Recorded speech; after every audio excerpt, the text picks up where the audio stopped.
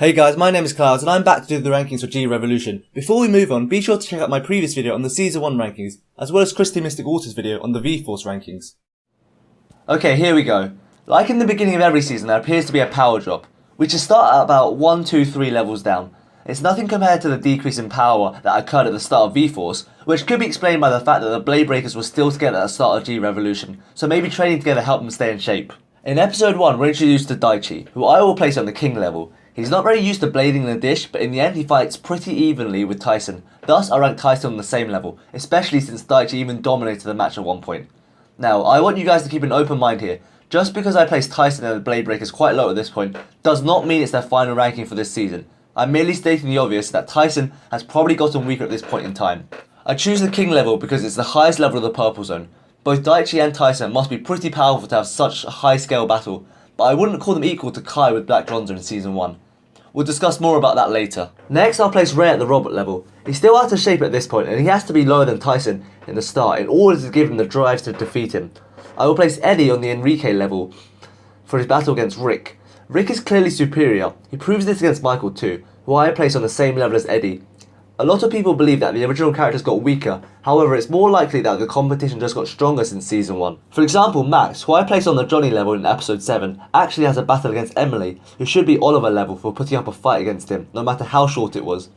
This means the All-Stars got stronger since their highest point in Season 1, just not enough to measure up. Lee also puts up a fight against Ray in episode 7, placing him on the Enrique level. In episode 4, Ray took on the entire White Tiger team, which means they were closely ranked to each other before getting into shape. So, while getting into shape, it probably looked like this. Mariah on the Oliver level, Gary on the Sanguinex level, and Kevin on the Michael level, since I simply cannot see Kevin taking up the Cenotaph level. The first blader that's in the red zone is probably Rick, starting off at the Gordo level. The second red zone blader, and the strongest blader at the beginning of this season, is Kai. The way he took down Daichi with just one shot suggests that he's the only member of the Blade Breakers that didn't allow himself to drop down from his old spot at the Kane level. Rick does rise in leagues, however, and in episode 9, he takes on both Daichi and Tyson at the same time, rising him to the Tala and Ozuma level.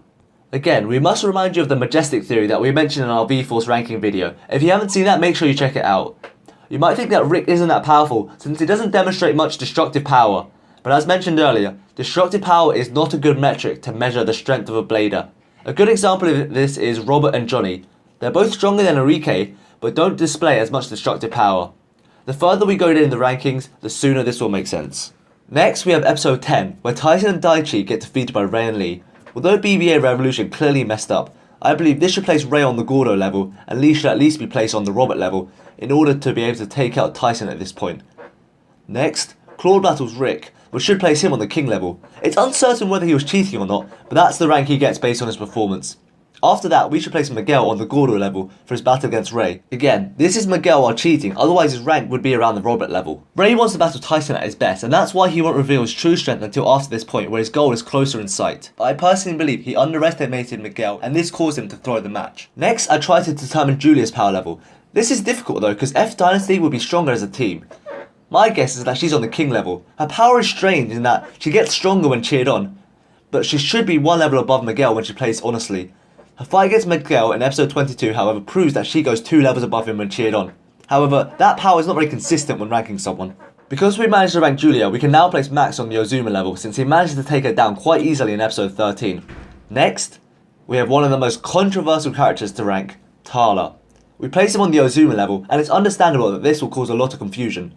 The source of this confusion is Kenny. In the English dub, there are many changes which does cause confusion in the rankings.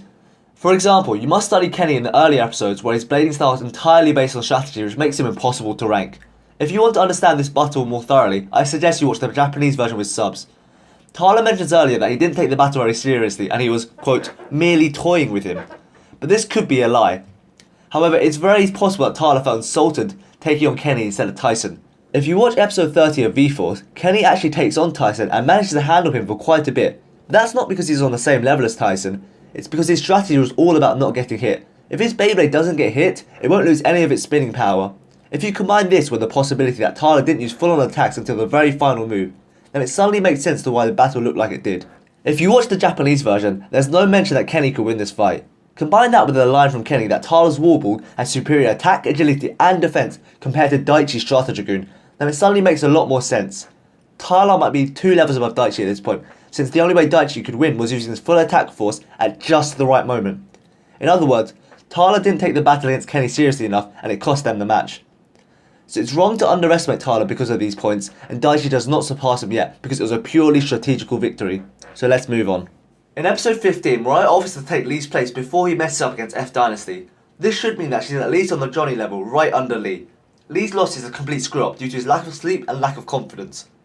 In episode 16, we see Max use a new Beyblade to take on Kai, and it's even mentioned he has the chance to take him out if he had pushed him into the electricity one more time. This is mentioned in the Japanese version. Because of this performance, we can place Max on the same level as Kai. Next, Rick overpowers Tyler in such a way that he must be on the Zeo level. Now, I can imagine a lot of you are going to be skeptical about Rick and Tyler being so highly ranked, so once again I'm going to invoke the Majestic theory. Just because you don't see them do majorly destructive attacks does not mean they can't be ranked on such high levels. In fact, this entire system is a carefully spun web that is held in place at the very top of this list. Before you decide to refute us, please watch until the very end. Anyway, Rick pushing back Tyler so easily into the electricity probably has to do with the fact that he's been hiding his true power until this point, therefore shocking Tyler when he finally unleashes it.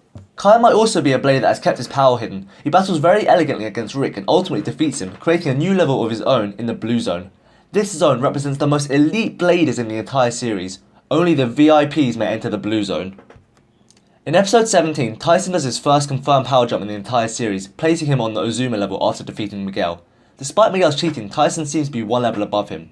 With Miguel no longer cheating, we'll drop both him and Claude down to the old Robert level. And now I'm actually going to rank some bladers we haven't even seen battle yet. The Majestics take the 2 old spots on Miguel and Claude. The reason that they can be ranked is that we've been informed by the show that the Barthas Battalion had to cheat against the Majestics in order to win. And since the Barthas Battalion aren't that weak, Robert has to be at least on Gordo's level, placing the rest of the Majestics on each level below him. Episode 19 is a point where things are starting to heat up. I believe both Max and Ray jump up to the Zeo level. I do not know for sure if the power display is something Ray has kept hidden or if he's obtained it throughout the tournament. We've also got to give props to Lee, putting him on the King level after this showdown. Now, after getting this new blade, Daichi makes his first power jump in episode 20, all the way to the Kane level. Tyson has been the most unimpressive of all the blade breakers thus far in the tournament. That's why Daichi also appears to be stronger than him in their first face-off against F Dynasty. When Tyson regains his spirit in episode 21, he definitely returns to his old self, jumping back to the Zeo level where we left him in V-Force. It's only at this point where he can start to grow higher. In episode 23, Tyler completely obliterates Lee, raising Tyler to the Kane level because of the clear superiority he shows. Next we see Ray joining Kai in the blue zone. I believe this battle is the first we've seen that's on a whole other level, and it's very likely that both Kai and Ray are stronger than Zeo at this point. But in the end, Kai reveals a new devastating attack, placing him on a level above Ray. Daichi manages to beat Rick and battle on his level. Because of a lack of information, we'll place him on the Zeo level next to Rick. Tyson battles Max and advances into the blue zone at Ray's level when beating him. Their battle seems very nonsensical in that by all logical terms, Max should have won that fight as his strategy was very flawless. Thus, we must count Tyson's victory as a proof of going one level above Max. And as we said in the Season 1 rankings, strategy is not very consistent, so no power jump for Max. I'll ignore the F Dynasty showdown since it's very hard to rank bladers as a team. Next, Tyler battles Daichi again in episode 28, and it's also hard to rank these two. Daichi running away for most of the fight should actually save his attack power rather than drain it, so the fact that their battle still ends in a draw suggests that they might be about equal. Now, this could also mean that we've maybe ranked Daichi too high or put Tyler too high by the fact of their draw, but this is all speculation and we actually have very little to go on for both these characters. Next, I believe that Tyson jumps one level above Ray in his battle against Kai. And yes, this is going to be a controversial opinion, but I believe Kai is one level above Tyson. Let me tell you why. Tyson's victory came down to stamina, right? Well, let's examine the events before this match happened. Tyson took a nap while Kai battled both Spencer and Brian at the same time. Tyson entered this match well rested and ready to battle, while Kai started exhausted and breathing heavily. If there was going to be an even battle that comes down to endurance, my money would sure be on the blader who isn't breathing heavily. Not only that, Tyson is notorious for being able to blade one, sometimes even 2 levels above his ordinary strength, especially in these kind of final battles where he always brings 200%. Let's look at Crusher, who's on the Ray level for example. Yes, it's very possible he battles on greater heights, especially when his sister is at stake. However, Tyson's match against him wasn't as serious as his battle against Ray or the later battle against Rick. This means it's very likely he fought 2 levels higher than his ordinary ranking that he showed against Tyson. This also confirms Tyson's spot in the rankings. When we meet Mistel in episode 34, I believe he's on the same level that Tyson is at this point. Mistel is hard to rank because we've never seen him take on a serious battle. He could be as strong or even stronger than Garland, but we can't confirm that because he never fights with anything to lose. Mistel, as the name suggests, is a true mystery, therefore I must place Garland above him next to Kai, which makes sense since Garland and Kai seems to treat each other as equals. Next, we'll place Brian and Spencer. I'll place Brian on the Kane level and Spencer on the Ozuma level. You might think it's insane to make them this strong, but you must think in dimensions. When Tyler later takes on Garland, he must at least be on Ray's level. You must remember that Beybladers are insanely powerful, and that's why the Blade Breakers need a HMS system to beat them. No matter how you look at it, you must admit they represent a level higher than anything we've ever seen before. The Ray Crusher level is the lowest possible ranking we can put Tyler on. That's assuming he battled on a level above his normal capabilities, because he actually sent Garland flying to the floor for a while. Next, we raise Ray one level after his show against Tyson in episode 37. After that, we can reveal Brooklyn, who's probably 2 levels above Kai. Don't worry, we will reveal the level in between those two once we get a Blader to place there. For now, let's discuss Daichi.